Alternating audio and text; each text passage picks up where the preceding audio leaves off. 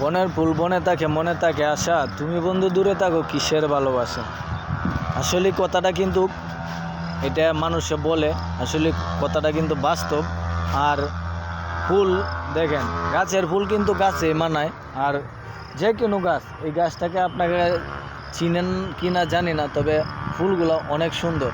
কিন্তু ফুলেও কিন্তু কথা বলে, যার ভাষা আমরা জানি না এবং বুঝি না, কিন্তু তারা যে কবিরা আবিষ্কার করে গেছেন কিছু কথা, এটাই আমি আপনাদেরকে শুনিয়ে দিলাম।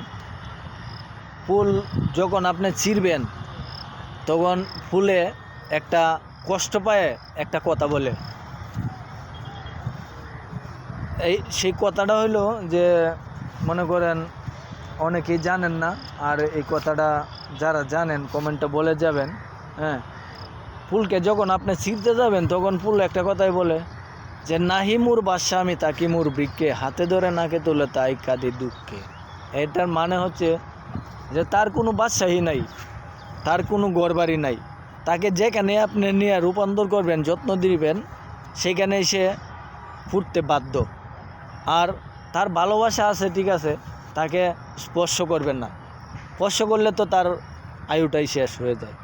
যেমন স্পর্শ করে তার খাটাটা ভেঙে দিলেন, এমনকি তাকে ছিঁড়ে তার এটাই কষ্ট লাগে যে হাতে ধরেন, তাও আবার হাতে ধরে ছিঁড়ে তারপরে নাকে যখন শুঙ্গেন, তখন সে আরও কষ্ট পায়। যেমন যে এই জন্যই বলে যে হাতে ধরে নাকে তুলে তাই কাঁদি দুঃখে। মানে ফুলটা যদি ছিঁড়ে ফেলে দেন, তাহলে তো তার সৌন্দর্য রইল না। তাই ফুল ছিঁড়া খুব একটা ভালো না।